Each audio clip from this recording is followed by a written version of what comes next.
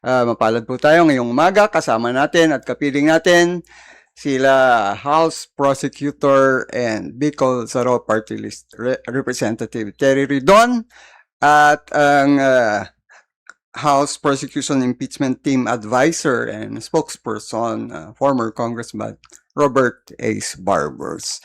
Siguro to start the ball rolling, we hear the opening statement of our guests.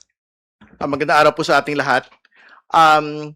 Ito po yung weekend bago ho yung pagbubukas ng panibago pong article ng confidential funds misuse. No? Pero bago po natin talakayin yon ay siguro maganda magkaroon muna ng wrap-up doon po sa unang sinalang na article. Sa darating pong Martes, si NBI Director Melvin Matibag ang huli pong isasalang ng prosekusyon para sa article on threats, no? Para tahiin yung kabuuan po ng naging investigasyon ng National Bureau of Investigation dito po sa continuing threat ng pangalang Pangulo laban sa atin pong Pangulo at kanya pong pamilya, no? So, inaasahan ho natin yung full bureau reporting. So, hindi lang po ito cybercrime investigation katulad ng ginawa po ni Attorney Lotok at ni Agent Kalilong, kundi yung iba pa hong mga ulat mula sa kabuuan po ng opisina ng NBI. No? So yan po yung inaasahan ho natin sa pagsalang po ni Attorney Matibag sa darating pong Martes. Sa darating pong Lunes ay inaasahan ho natin yung pong pagtatanong ng mga senator judges patungkol po doon sa subpoena para sa tax documents, AMLC documents at bank accounts, no, ng mag-asawang Duterte Carpio. So malinaw naman po yung mga binanggit na nung nakaraan.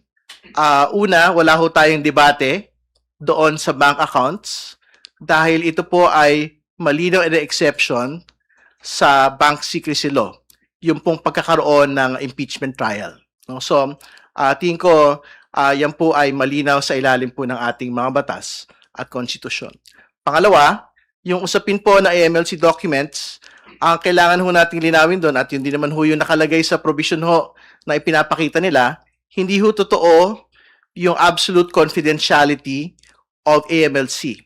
Kasi meron din ho kalangkap noon pong provision na binabanggit ho nila on confidentiality of AMLC, yung pong pagkakaroon ng information sharing mechanisms with other agencies, no? So, ibig sabihin, hindi ho totoo na absolutely hindi ho pwedeng mag-disclose ang AMLC. Ganon din po sa BIR, no? Kasi ito pong mga dokumento pong ito, in ordinary courts, hindi ho Senate Impeachment Court, pwede po itong ipakuha para maisabpina ho so that we can achieve the truth, no? And more importantly, pwede ho itong gawin ng Senate Impeachment Court in pursuance of its constitutional power para ho magsabpina ng mga dokumento at hanapin ang katotohanan sa mga kaso ng pananagutan katulad po ng impeachment. So, I think yan ho basically yung gist noon po magiging talakayan sa mga senator judges sa darating pong Lunes. No? So, puntahan ho natin ho yung confidential funds misuse. No? So, yan na po yung inaasahan ho nating maisasalang hopefully as early as Wednesday. Kung wala naman ho extensive na direct and cross sa darating pong Martes on Attorney Matibag. So, yung confidential funds misuse, ito po yung isa sa mga pinaka-inaantay ng bayan na talakayan at presentasyon po ng ebidensya dahil pag-uusapan ho dito yung mga malalaking mausapin. Pag-uusapan yung Mary Grace Piatos, Milky Sikuya, at iba pa hong mga pangalan na kumuha, tumanggap ng confidential funds mula sa Office of the Vice President. Mapag-uusapan po dito yung pong mga similar na mga pirma nito pong mga taong ito, kung saan sinabi na parang ilang tao, isang grupo lang ang pumirma para sa mga tao pong ito. Ikatlo, ilalahad din po doon yung PSA report kung saan sinasabi that these particular personalities do not actually exist. They were never born, they were never married, they had never died in the Philippines. No? So, yan po yung ilan sa mga pwedeng mailatag dyan po sa confidential funds misuse. At huli, at pinakamahalaga, yung pagpapakita ho at presentasyon ng Commission on Audit Reports kung saan may pinasosoli na 448 million mula sa pangalawang Pangulo mismo. Una, doon pong sa unang paggamit ng confidential funds ng 2022, 73 million yung pong pinapasoli at nag-achieve na po ito ng finality sa Commission on Audit proper. Ibig sabihin, kailangan na pong isoli personal ng pangalang Pangulo at ng iba pang mga napangalanan doon. Yung pong 73 million. Yung pong balanse ng 448 million ay kung hindi ho sila nag-apila dito po sa kautusan po na ito, kailangan na rin po nilang mag-soli ng pera sa atin pong kabangyaman. So, yan po yung mga inaasahan ho natin sa darating pong mga linggo. Pagka po pinag-usapan na ho natin yung confidential funds misuse. At bakit ho ito mahalaga? Mahalaga po ito dahil pera po ito ng tao. Hindi po ito pera ng pangalawang Pangulo na pwede ho niyang pagpasyahan kung saan lang po ito pwedeng gamitin. So, minamahalaga po ng House Prosecution Panel na dapat ang bawat piso ng pera ng bayan ay ginagamit sa dapat po niyang pinaglalaanan. At yan po yung basically puso nito po ang confidential funds misuse article. So, yun po muna. Si Kong Ace, kung may dagdag po siya. Hindi na rin ako mag-opening statement dahil napaka-comprehensive naman ang sinabi ni Congressman Terry Ridon. Gusto ko lamang susugan yung kanyang sinabi tungkol dun sa ipinapasabpina ng prosecution panel sa impeachment court yung mga mahalagang ebidensya na ilalatag ng prosecution panel nang sa ganon mapagtibay at mapalakas ang Article 1, no? This is Article 1, no? Yung Article 1 na nakasaad doon sa Articles of Impeachment. So, yes, meron pong sigurong matinding balitaktakan tungkol dyan, but I do believe and appeal, no, na itong mga dokumentong ito, kung gusto nating makita ang katotohanan, ay sana makita natin itong mga ebidensyang ito. Hindi ho ibig sabihin na guilty na ho yung respondent kapag isinabpi na natin itong mga dokumentong ito. Ang ibig pong sabihin nito ay pwedeng suriin ng impeachment court ng mga senator judges itong mga pieces of evidence na sa aming paniwala ay mahalaga para pagtibayin, palakasin ang aming inilagay doon sa Article 1, no? Yung sa tungkol dito sa Article 2 sa confidential funds. Now, going back doon naman sa nangyari nung nakaraang linggo, no? Nakita naman natin sa dalawang testimonya ng aming mga witnesses na ipinakilala at inilatag, hindi pa ho nagigiba, no? Yung credibility nung aming mga testigo. Yung unang testigo inilahad at ipinakita na itong mga videos na ito ay authentic sa pamamaraan na sinasabi ng batas, no? Pangalawa, ito pong ebidensyang inauthenticate ng aming unang witness ay inauthenticate din naman ng panig ng depensa dahil kitang-kita na ginamit din nila itong ebidensyang ito.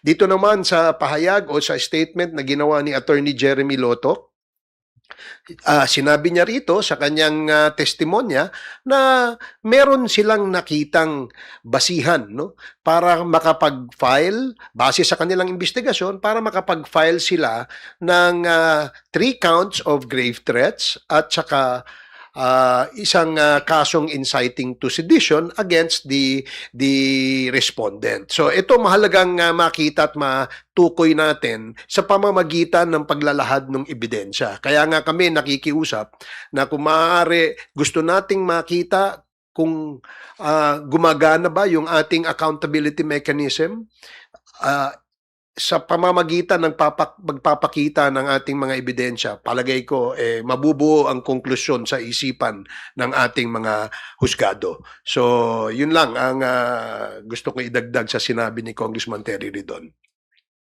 All right, we are now ready to receive questions. Ann? Kongs, good morning. Sir, good morning, Sir Ace. Ayon po sa palasyo, wala pa pong natatanggap na request si Pangulong Marcos para sa authorization na mabuksan ang sealed BIR documents. Sinabi din nila na posibleng ang request ay maring manggaling sa House Prosecution o sa Impeachment Court. Sa panig po ba ninyo, maghahain po ba ang House Prosecution ng request kay Pangulong Marcos para sa authorization na ito at hintayin na lamang ng magiging aksyon ng impeachment court? Sa punto pong ito, mahalaga po nga antayin muna natin yung pong desisyon ng Senate Impeachment Court. Katulad po ng nagdaan ho namin pagtingin ay hindi naman ho kailangan yung pong authorization ng Pangulo ng Pilipinas for a subpoena to be issued. No? So, antayin lang ho natin yung pagtingin po ng Senate Impeachment Court. So, kung halimbawa, sabihin nila na necessary yung authorization, then it is something that we will consider and then we'll probably comply on. No? So, tingin ko yun yung mas mahalaga kasi para sa isang bagay na pinag-usapan ho natin, BIR doc, kasi totoo lang, hindi lang mo impeachment ito.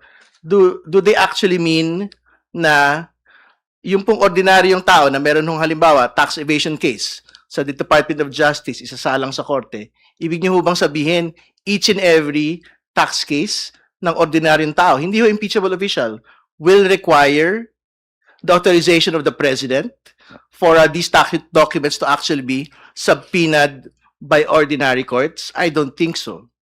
Which is why, very important ho, antayin po natin yung pong pagtingin ng Senate Impeachment Court kasi sinabi naman na ho namin, meron hong constitutional power yung pong Senate Impeachment Court to issue subpoenas to get at the truth. No? So, kung sabihin ho nila, they would want to be on the safe side and would require presidential approval for the unsealing or opening of BIR documents, then that is the time that we will probably have to comply.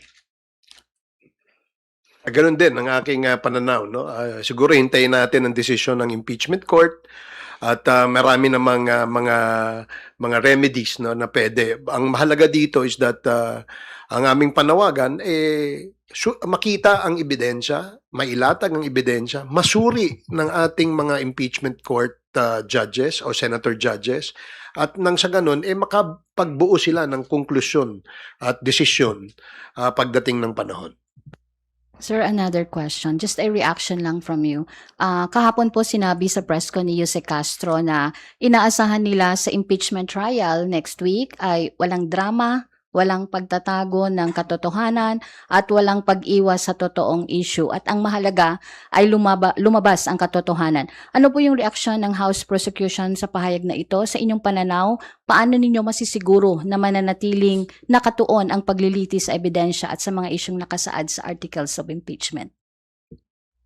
Tingin ko nakafocus naman ho yung prosecution panel sa una, ebidensya. No? Yan naman ho yung gawain nitong nakaraang mga linggo. Pangalawa, sa totoo lang ho, hanggat maaari naman po ay matapos na po ito. Kumbaga, the sooner that you're able to end and for the senator judges to be able to decide on the case, mas maigi para sa prosecution, tingin ko, para sa buong bayan. Hindi ba? Para magkaroon na po ng resolusyon. Ito pong bagay na ito, which basically requires na hindi ho tayo pwedeng mag-delay, hindi ho tayo pwedeng makupot sa drama-drama. And I don't think it is the business of the prosecution panel to undertake drama in such a matter of high importance. All right. Haji?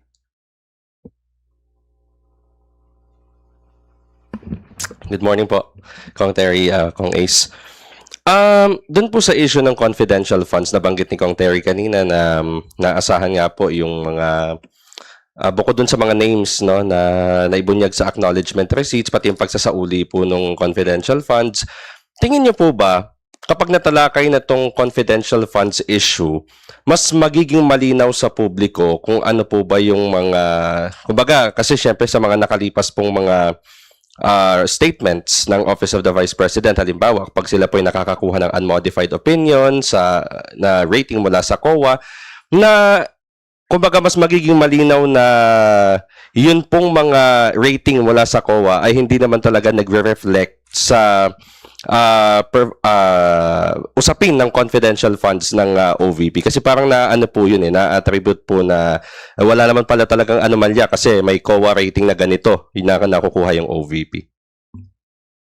Hindi, ang totoo naman po doon, pwede hong mag-exist yung pong unmodified opinion ng COA, samantalang meron po silang hinaharap na notice of disallowance at finality on the question of confidential funds misuse. No? So, ibig sabihin, wag ho nating linlangin yung bayan na just because meron kang unmodified opinion, clean slate na yung po nga isang particular po na opisina. Pwede hong magsabay, umiral ng magkasama yung pong bagay na yan. So, ibig sabihin, pinapasoli pa rin yung pong 448 million kahit po merong sinasabing unmodified opinion over the span of several years yung pong binabanggit nila. So, ibig sabihin, ang pinag-usapan lang naman sa unmodified opinion yung pag-present nung pong financial statements nung pong mga opisina ng pamahalaan. Ibig sabihin, hindi lang po special office yung OVP sa ganyan pong bagay. Maraming mga opisina sa buong burokrasya na nakakakuha ng unmodified opinion but at the same time, meron pong hinaharap na mga notices of disallowance, finality of decision po ng COA proper. So, great na meron pong unmodified opinion, pero tuloy pa rin po na may pinapasoling 448 million personal sa atin pong pangalawang Pangulo. Well, ang pinakamahalaga dito, bukod dun sa unmodified opinion and notice of notice of disallowance, yung pinaka-final decision no ng ating COA. Kasi ito nagpapatunay lamang na may proseso na ginagawa ang Commission on Audit to arrive at a decision on an issue that is of national importance. Bakit? Pera ng taong bayan ito Kailangan patunayan kung ito ba'y nagamit sa tama. Now, syempre ang opisina ay nagbigay ng kanilang justification. If COA finds the justification lacking, then it goes to the unmodified opinion. Now, if there is a semblance of finality, COA will issue a notice of disallowance. But there's still a way for the agency to submit an appeal until it becomes final. So again, ang pinaka-importante ay yung final. No, ano ba yung final? Sinasabi dun sa final na desisyon, itong mga period na ito na kung saan ginamit sa confidential funds, isoli nyo itong perang ito. Ito naman sa period na ito, na ginamit nyo rin dyan, isoli nyo ito. And there are still others coming, no, if I'm not mistaken. Marami pa siya marami pang ano. So again, ang what is really important na maintindihan din ng ating mga kababayan, hindi yung unmodified opinion, hindi yung notice of disallowance, kung ano ang final decision ng ating Commission on Audit. Doon natin tingnan. Okay. Last question na lang po.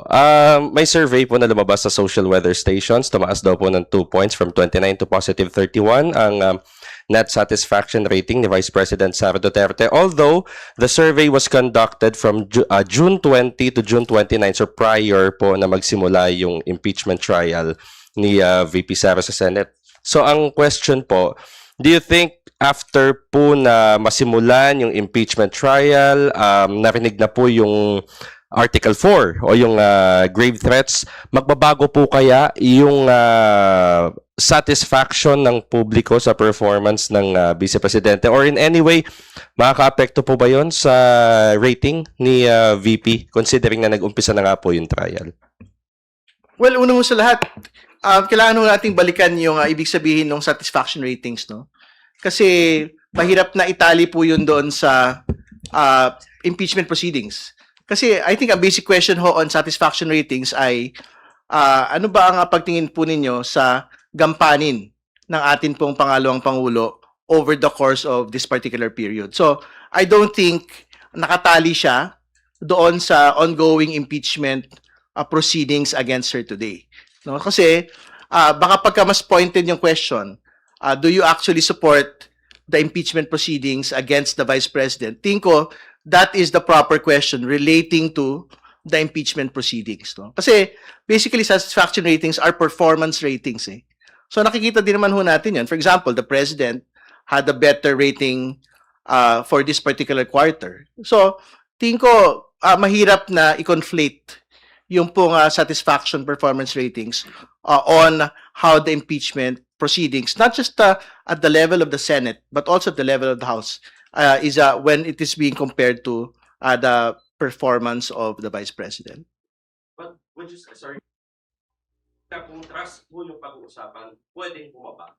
We have to wait for that trust rating. Pero alam po niyo, there are surveys po kasi relating specifically to public support for the impeachment. So I think that would be the most relevant survey question and survey result. So kung meron po yun, kung tumaas man yun o bumaba, yun po yung may actual impact sa pinag-usapan ho natin on the Vice President and on the impeachment proceeding.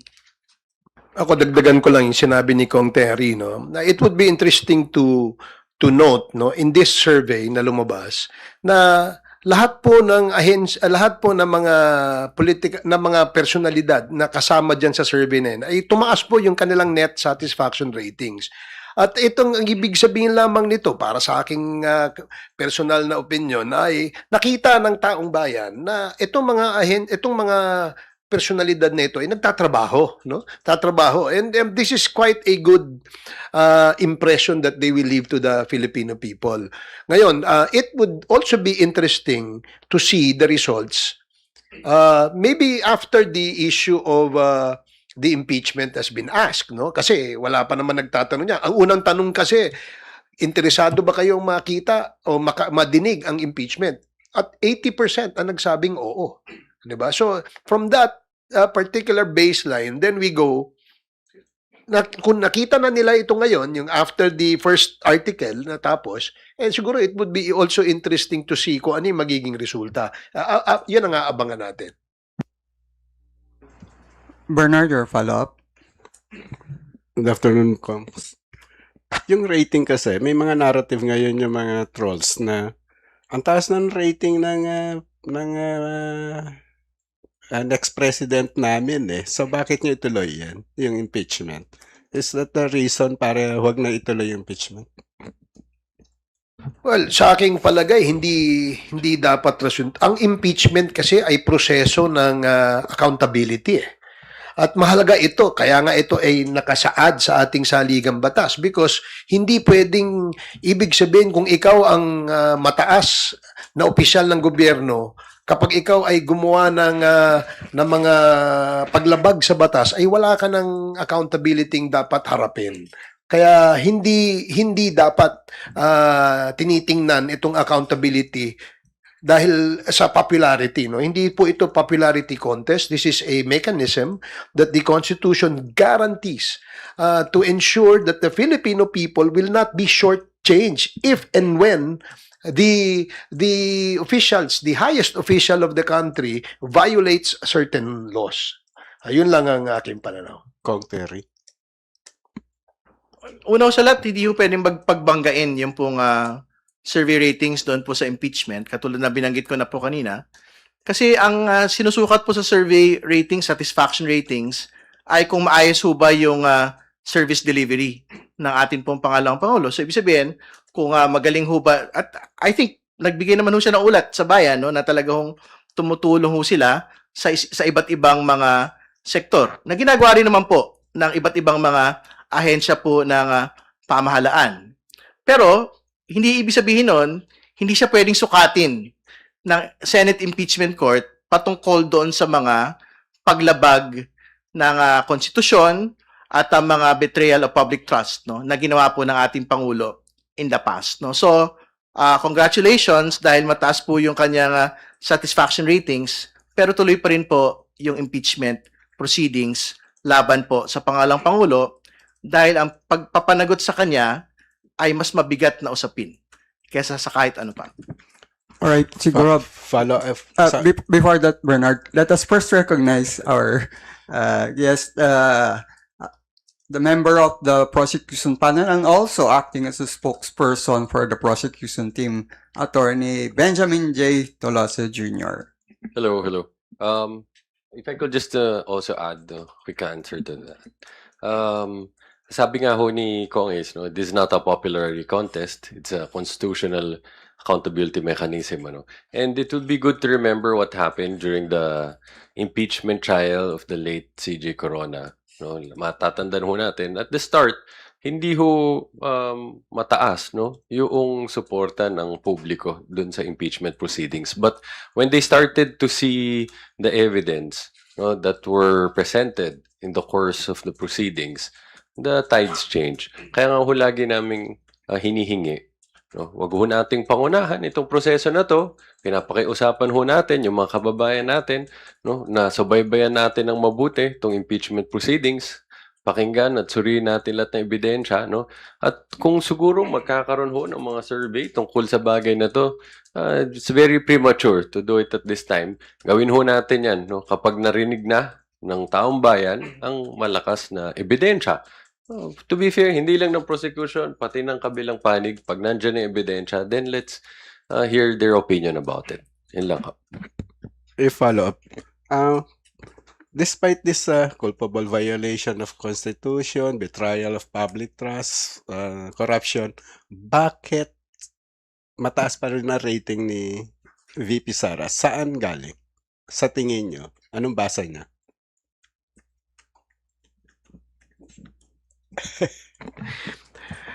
Mahirap sagutin yun kasi I think kung alam natin kung ano yung tanong doon sa survey, siguro more or less magkakaroon tayo ng picture kung ano yung posibleng dahilan no kung bakit no. But gaya nga ng sinabi ng aking mga kasama dito at sinabi natin, hindi importante sa ngayon na kung sino yung popular no, dahil nga hindi nga po ito popularity contest o beauty pageant.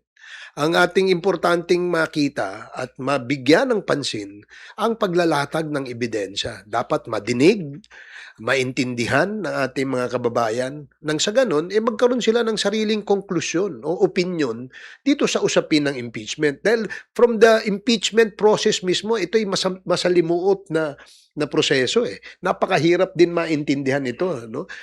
Kaya nga isa sa mga pamamaraan para ito'y maintindihan ng ating mga kababayan ay mailatag natin ang ebidensya. At diyan mismo siguro that will already help the people to come up with conclusions or opinions on the issue. Any other follow-up, Bernard? Meron pa. Think okay na yun, we can move on to the next question. Alright, go ahead. Hi, Congress. Good morning po. Isaiah from Billionaire and Abante. Regarding naman po sa mga magaganap next week, yun nga po yung pagbubukas na po ng talakayan regarding sa confidential funds. Based sa pre-trial order, ito po yung inaasahan natin na pinakamahaba kasi 31 trial dates.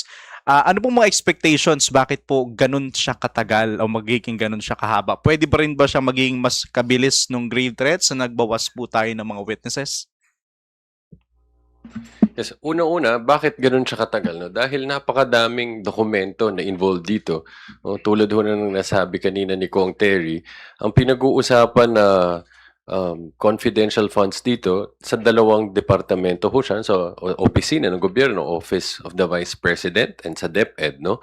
And then madami ho tayong mga witnesses na kailangang marinig ang kanilang testimonya para mapaliwanag yung buong proseso, para makita ho natin no, from the time that they asked for cash advances, no, para dito yung saan ba ginamit talaga ito, ano yung nangyaring liquidation efforts nila sa COA, ano ang naging mga findings nila sa COA, no, hanggang doon sa umabot na doon sa pinaliwanag kanina nila Kong Terry, Kong Ace, nagkaroon ng mga findings, no, na pinapasoli, itong amounts na ito dahil hindi napatunayan na nagamit ito doon sa allowed na purposes.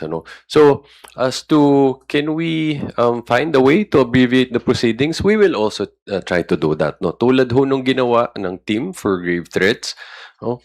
Basta ho na patunayan na ng mga naiupo ng testigo yung mga importanteng bagay, no? Para ma-prove itong charge ng confidential funds. Hindi pwede na din ho nating ipagpaliban na or altogether waive already, no, yung presentation of other witnesses. You will remember we waived presentation of I think 6 witnesses in the grave threats.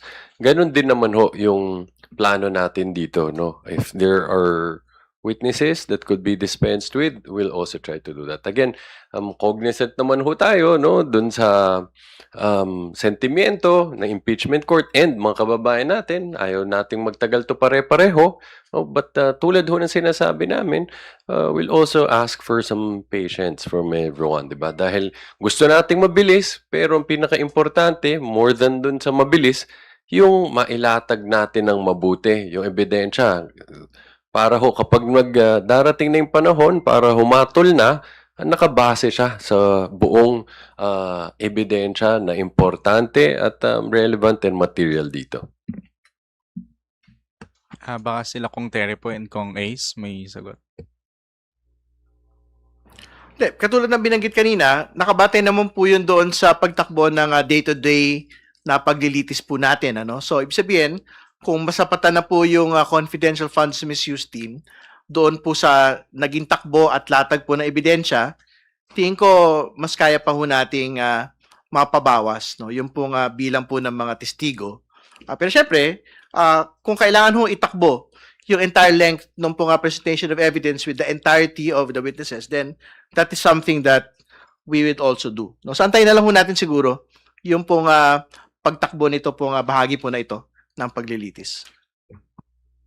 Well, gaya ng sinabi ni Attorney Tolosa at saka ni Congressman Terry, kapag sufficiente na, no, yung naipakita na ebidensya and nakapagbigay na ito ng lakas at tibay dun sa kaso o dun sa article na yon, then perhaps the prosecution panel may consider shortening it or expediting it by what? One, perhaps withdrawing some of the witnesses that are listed in the pre-trial brief, no? Number 2, siguro kapag maganda yung pagkakalatag ng testimonya ng mga witnesses na yon at nakuha na ho natin yung meat o yung laman mismo ay sufficient, then perhaps nasa yung nagde-direct, siguro medyo pwede nang bawas-bawasan ng konti yung pagtatanong, di ba? If you notice this past 5 days, wala naman sa direct examination ang mahaba eh. 'Di ba? And kaya nga siguro dapat tanungin din natin kung meron ba silang ding paraan paiksiin without sacrificing of course yung katotohanan at saka yung due process.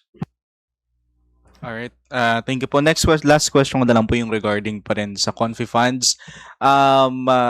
Posible pa rin po ba na isa sa mga una nating iharap si Ramil Madriaga? Though nung humarap na po siya ng House Committee hearing na sinabi po niya yung 125 million na gastos lang in 1 day, can we say na siya pa rin, siya ang star witness natin for confidential funds? Wala naman hong tinatakda ng star witness sa kahit ano pong articles no of impeachment. We will decide as we go along the trial kasi very important ho mailatag muna yung pong mga dokumento o na confidential funds misuse, no? So, yung pong mga PSA report, yung pong mga acknowledgement receipts, no, involving Mary Grace Piatos, no? And then we will decide kung sino pa ho yung mga dagdag na mga witnesses. Nakalagay naman ho si Ramil Madriaga doon po sa listahan ng mga witnesses. So, we will ask for the subpoena as soon as we get to that point. And as to identity of the first witnesses that will be presenting, no, in connection with the confidential funds, we've already informed the court, no, about this. So, ang nasabi ho natin dyan ang una, House of Representatives Legislative Archives and Museum Management Service Director, tapos tapos ho niyan, dalawang bank managers ho ng Land Bank of the Philippines. Alright, thank you po.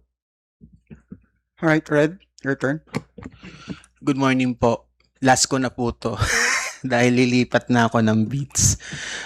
First off, Attorney Tolosa, bakit po, kasi po may mga nagsasabi po na kaya daw po winidraw si Attorney Zuleika Lopez and si Captain Bello ay baka daw maging more damaging pa daw to sa prosecution than sa defense, na baka mabaliktad pa yung narrative nung pagkakakulong or yung pagkakadetain kay Attorney Lopez. So, what do you think po doon sa narrative na parang iniiwasan po ng prosecution na mabaliktad pa yung narrative na na-establish na po ng dalawang NBI witnesses po natin?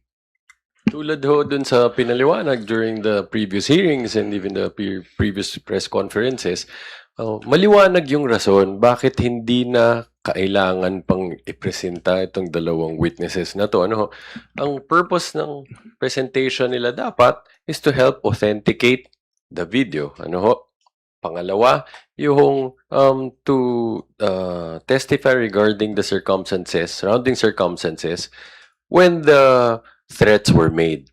Pero dun sa video, tulad ho ng nasabi din ho kanina, napakaliwanag na wala nang issue sa authenticity. Ginamit nilang sariling video which proves they conceded its authenticity.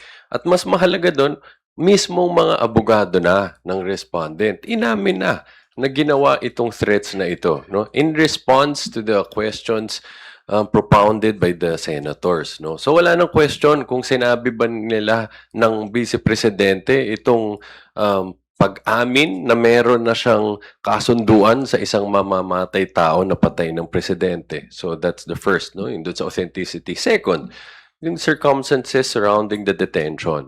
Sinabi ni Attorney Lotok na nakita na nila itong kasunduan na patay ng presidente, hindi ito nag-ugat dun sa detention ni Attorney Lopez.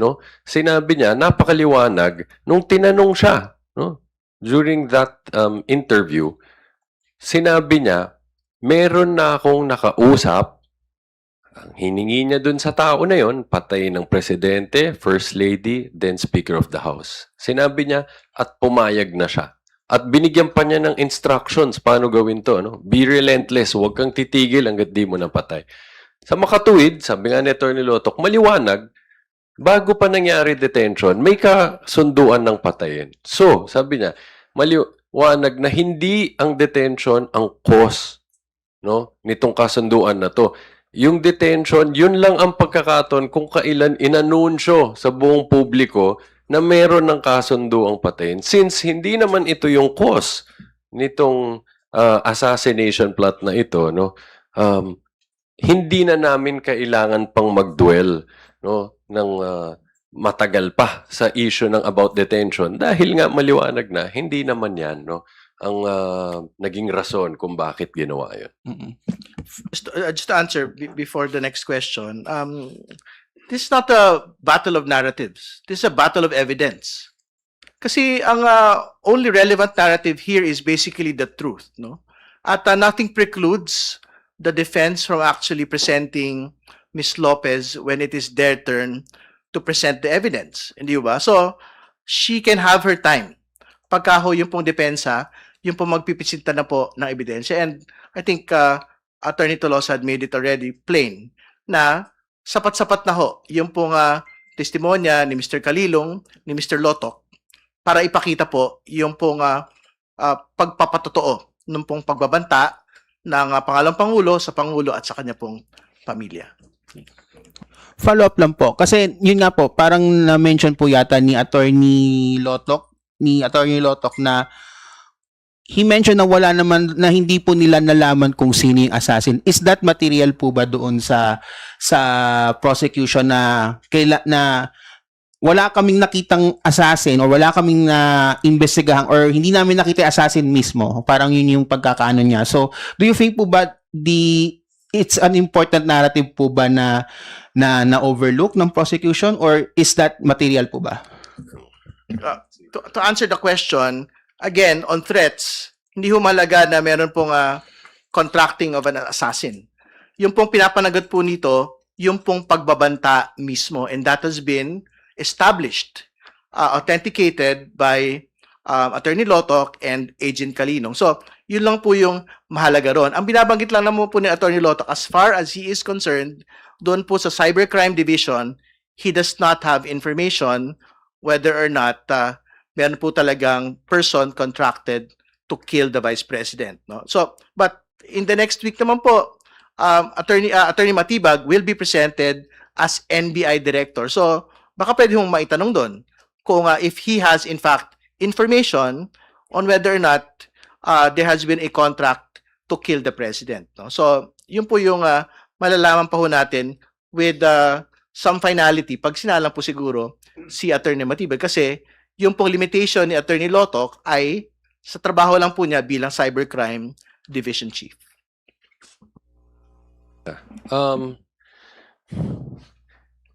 Dun sa tanong meron bang assassin, no? Bukod dun sa liwanag, I mean, importanteng paliwanag ni Kong Terry na muna, let's be accurate, no? Walang statement to that effect na as if the NBI never found any information about this assassin, no? Sinasabi nga niya, lagi niyang tinuturo, it's the intelligence service. So, kaya nga hintayin natin yung next na witness namin. But pangalawa, dun sa question, meron bang assassin o wala? Ang liwanag na ng sagot dyan, Red, no? Meron. Anong basehan natin? Yung mismong pag-amin ng Vice Presidente na meron siyang kinausap na isang mamatay tao at nagkaroon siya ng agreement sa taong ito. No? Again, na-emphasize to ilang beses during the hearing. This is an admission against interest. No? Hence, isa yan sa pinakamatibay na pruweba under the rules on evidence. Pangalawa, maganda ho yung paalalang binigay ni Senator Judge Tito Soto, no? Na sinabi niya, huwag nating kalimutan, ang pinag-uusapan dito, hindi grave threats as a criminal action, no? Dahil yan, pinag-uusapan yan sa mga hukuman, no? Sa West. Ang pinag-uusapan dito, yung ginawa ba ng Vice Presidente na magkaroon siya ng kasunduan sa isang mamamatay tao na patay ng Presidente, yan ba ay isang pagtataksil sa tiwala ng bayan? Yan ba ay seryosong paglabag sa konstitusyon? At the end of the day, yan ba ay pinapakita ba na hindi na siya karapat-dapat na manatili sa pwesto bilang Vice Presidente? No? Dahil yan o yung mga pinag-uusapan dito sa impeachment proceedings. Asa lang po on my end.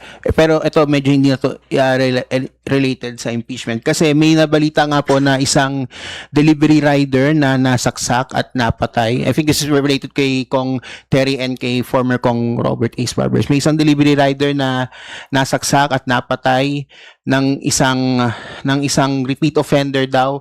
Ang sabi trip lang daw niya yung pagkakasaksak doon sa rider. Yung rider may 3-year-old na anak na may autism daw. This case has stirred public opinion about the resumption ng kamay na bakal na governance. Maraming nagsasabi na hindi daw it's an example daw to of the current situation sa crime na nangyayari sa Pilipinas, na what I'm seeing right now is namimiss sila yung Duterte style of governance. Your comments po. Nagulat ako dun sa sinabi mo. Anyway, kinalulungkot natin ang nangyari doon sa ating rider, no? At tayo po ay nakikiramay sa kanyang pamilya. Pangalawa, Itong pangyayaring ito na sinasabi nga ay trip-trip lang, of course, kinukundina natin yan, no? Hindi naman ito dapat mangyari, no? Pero gaya ng sinabi mo, Red, na ito ay repeat offender, ang ibig sabihin lang nito, itong taong ito, talagang may criminal na tendency. At hindi dahil sa administrasyon ni Juan, ni Pedro, ang dahilan kung bakit siya nanaksak. Siya ay repeat offender, siya ay isang kriminal, at dapat siya ay pinaparusahan sa ilalim ng ating batas. Now, kung sinasabi nating namimiss ba natin yung bawat kanto may patay? Yung ba ang gusto nating nakikita araw-araw? Yan ba ang ehemplo ng isang tinatawag na kamay na bakal? Yung kaliwat kanan, may nakikita kang tumutumba, may namamatay, at sinasabing nanlaban, at sinasabing droga ang dahilan. I guess, hindi yun yung dapat nating tinitingnan, no? Ang importante dito, yan ba ay mapapanagot sa batas? Kung siya ay nahuli at siya ay at merong ebidensya, dapat siyang managot, no? Dapat yan ikulong. Kung maaari nga mabulok sa kulungan, mas maganda, no? Dahil sa kanyang ginawa, hindi niya isinaalang-alang yung pamilya nitong rider na ito, no? Kung sasabihin niyang yan ay trip-trip lang, mas magandang mag-trip ka sa bilibid, no? Doon mo tingnan kung yung pagiging kriminal mo dapat ba doon sa loob ng bilibid. Again, no, let me say and emphasize na hindi ho ito usapin ng administrasyon. Ito ay usapin ng tendency nitong taong ito na maging na isang kriminal, no? So, 'yun ang sagot ko dun sa tanong mo. Anything to add, Kong Terry? Nahirapan lang ako intindihin yung return to a Duterte-style governance, no? Kasi, what do we actually mean by that? A return of extrajudicial killings? Yun po ba? Parang that is something that is unacceptable kasi the question on extrajudicial killings is still being litigated at The Hague today. Hindi ba? At okay siguro yun as a Facebook post, no, na parang ubusin lahat yan. Pero we will go back to the most basic point. If it comes to your doorstep, inosente yung kapatid mo, asawa mo, mahal mo sa buhay, subjected to extrajudicial killings. We just have to go back to Kian de los Santos. Hindi ba? Is that the governance that we actually want? Lives lost. Hindi ba? Childhoods lost. Tingin ko, that is something that is cute on a Facebook post. Pero in real terms, parang I don't think that is a life that we would want to see again. Can I add something quickly?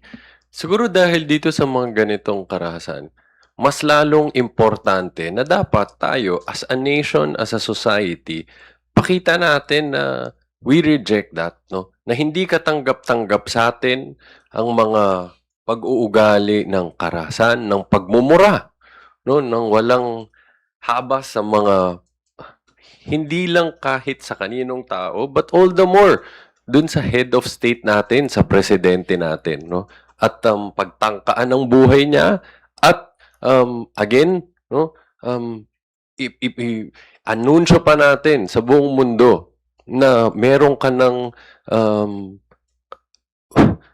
napakaliwanag, no, na agreement, kasunduan sa isang mamatay tao na patay ng presidente. Dapat all the more, no, pakita natin, hindi yan acceptable sa atin, yung ganyang klase. Alright. Thank you, Red. Tina, return. Patanong lang po.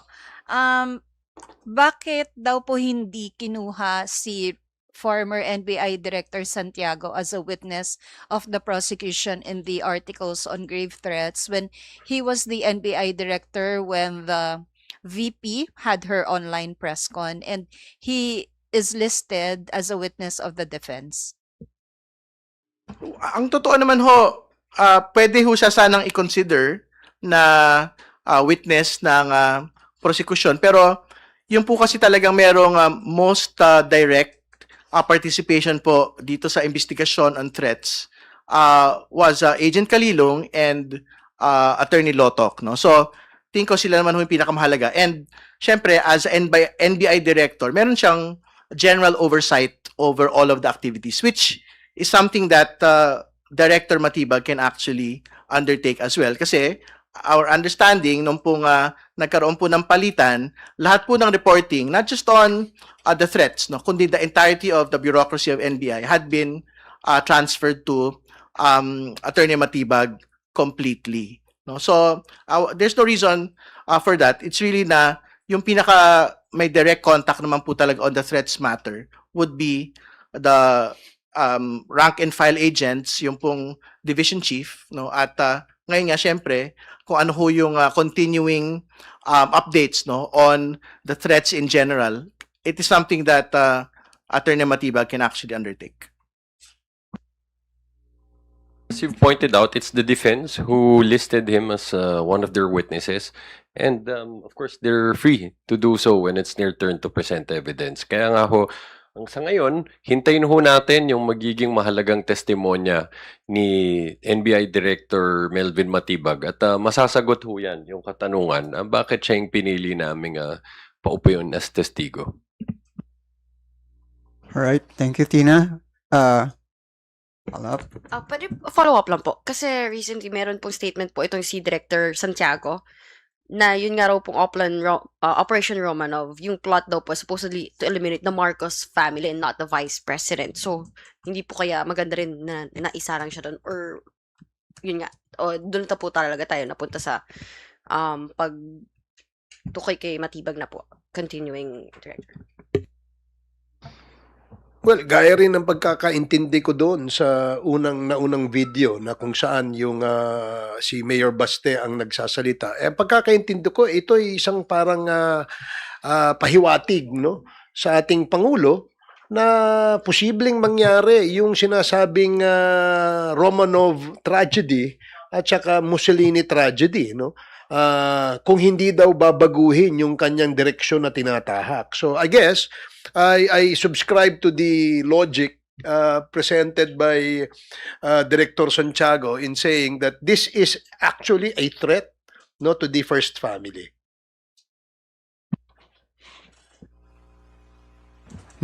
Russell, your turn. Morning, sirs. Kahapon po may nabanggit po si Representative Joel Chua on the possibility of waiving an article or two if necessary. What is your take on that? Well, ganun pa rin naman po yung tactics, no, na pwede yung i-undertake ng prosecution. Pagka naman ho, tingin ho namin ay sapat-sapat na ho yung mga naunang nailatag na mga articles to secure a favorable result, no? Dito po sa impeachment proceedings po natin. So, I think that is still on the table. As to what it will be, syempre, we will have to decide when we get to that point. Pero, yung confidential funds misuse, syempre, kasado na ho yun. Dahil we will be subpoenaing witnesses already for next week. We have to decide when we get to that point. So, kung maganda ho yung pagkalatag ng ebidensya, then these things will be discussed again at that point. Yung article na hawak niyo po, willing po kayong i-drop if ever po maayos yung pagkakalatag sa confi funds misused. Tingnan ho natin. Hindi naman ho tayo nagsasara. But I think we have to be very clear na yung pong unexplained wealth, yung beating heart nito pong impeachment trial kasi ang pinag-usapan ho talaga natin dito, yung pong mga bagong mga ebidensya, no, na marami ho doon hindi pa nailatag doon sa House Justice Committee proceedings, and I'm quite certain interesado din po yung mga kababayan po natin na malaman po yung katotohanan sa likod po nito. So, we will decide when we reach that point. How confident are you po, sirs, na matatapos po natin yung process ng impeachment trial and no eventualities will cut short the process? Well, tingin ko naman ho magtutuloy-tuloy po ito within the period that had been granted by the Senate Impeachment Court. Pero katulad ng nakita na ho natin, I think halos isang buwan ng trial dates, no, yung pong naitabi dito po sa pagbabawas po ng witnesses. So, hopefully, pagka naman ho, masapatan ho kami doon sa mga unang ipipresenta pong witnesses, baka mabawasan. Actually, yung confidential funds misuse po, yung pinakamaraming trial dates hindi ba? So, if we are able to cut it short, to be able to move on to the next, I think that is something that we would want to see as well. Vivian? Question.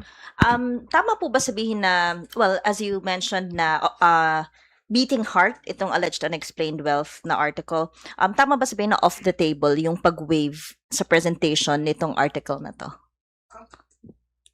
Just to follow the logic of what Congressman Joel said, no? So, yung waiving of articles in the future will be discussed when we reach that point, no? So, syempre, kung tingin naman ho namin okay na kami at confidential funds and we really would want to abbreviate the process, then waiving even that will still be on the table, hindi ba? Okay. Opo, mag-off topic lang po ako regarding po sa legislative work. Meron po bang any adjustments on your part since more than a week na lang po magsisimula or mag-open na po yung second regular session ng 20th Congress? At kasabay nitong impeachment trial.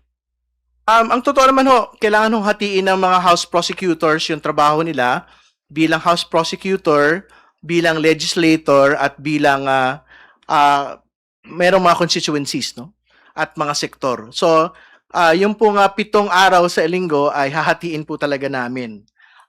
Tuloy naman ho yung bills filings at 16 naman po kami sa panel. So, pagbalik po ng Kongreso, doon sa legislative work po namin, so kung meron po mga committee hearings na kailangan pong puntahan dahil meron po kaming bills or meron po kaming mga sinusupport na mga usapin, syempre maghahatian na lang po kami ng trabaho doon sa bagay po na yan. Kasi halimbawa, doon naman sa confidential funds misuse, hindi naman ho ganun kalaki yung team. So yung mga hindi ho deployed for that particular article can basically focus on much of their constituent and legislative work. No? So, tingin ko, yun naman po yung, this is the work that we had took upon ourselves, no? But it is something that we would want to be able to deliver on in the best manner that we can.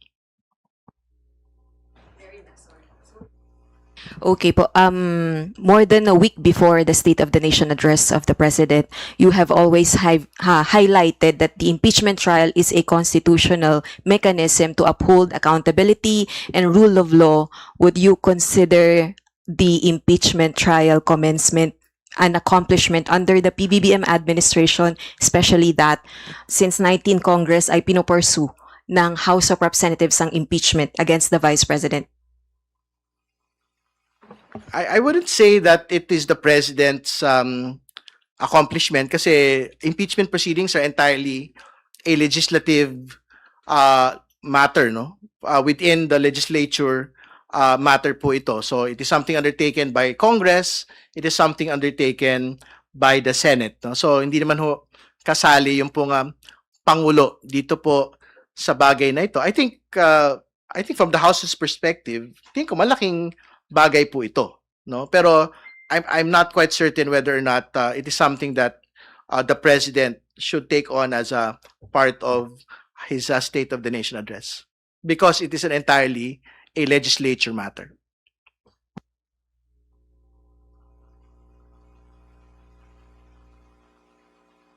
I cannot speak for the President, but I can speak for the House. I think the 257 House members that supported the impeachment really would want to seal this particular action as a major flagship action of the House of Representatives for accountability.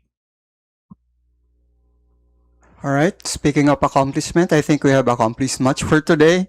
But before we end, we will give our guests the chance for their parting word if they so desire.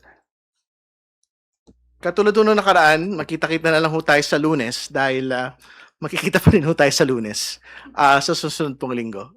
Antabayanan po natin yung pong mga updates po sa paglilitis ng atin pong pangalawang Pangulo.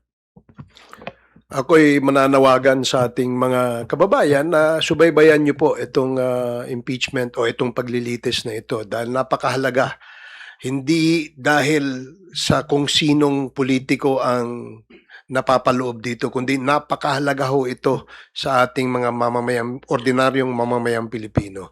Baka itong prosesong ito ay isang proseso na dapat naiintindihan natin at ito ay may kaugnayan no, sa ating araw-araw na pamumuhay. And by watching the trial, may iwasan po natin yung pagkalat ng fake news. Alam niyo po, ngayon umpisa yung mga fake news, ang dami hong kumakalat. No? Kanya-kanyang naratibo, kanya-kanyang opinion. Now, second, kung meron po tayong mga surveys no, tungkol sa trust ratings, siguro mas maganda rin magkaroon din tayo ng survey sa performance naman. No? Tingnan natin, sino ba sa ating mga lingkod bayan na nagtatrabaho? Mahalaga yan dahil nakikita ng taong bayan kung sino po yung kanilang sinisweldohan na gumagawa ng kanilang trabaho. So, that's just the message. And just a short one. No? Again, inanyayahan ho natin lahat ng mga kababayan natin na subaybayan to. Pati ho, yung hearing sa Lunes, kahit wala hong uupo ho dyan na testigo, napaka-importante pa rin ho nung magiging usapin at pagpapasya ng gagawin ng impeachment court, paukol dun sa BIR documents, AMLAC, and bank records. Ano ho? Dahil dito, again, this is an important constitutional mechanism to ensure an exact accountability. No? So, para ho makita natin ang buong katotohanan, no, paukol dun sa kayamanan ng Vice Presidente, napakahalaga ho na itong mga dokumento ito ay makita at masuri nating lahat ng impeachment court, pati ng ating mga kababayan. Yun lamang ho. Salamat. On that note, maraming salamat po sa ating mga guests for today, former Congressman Ace Barbers, Representative Terry Ridon, and Attorney Jay Tolosa.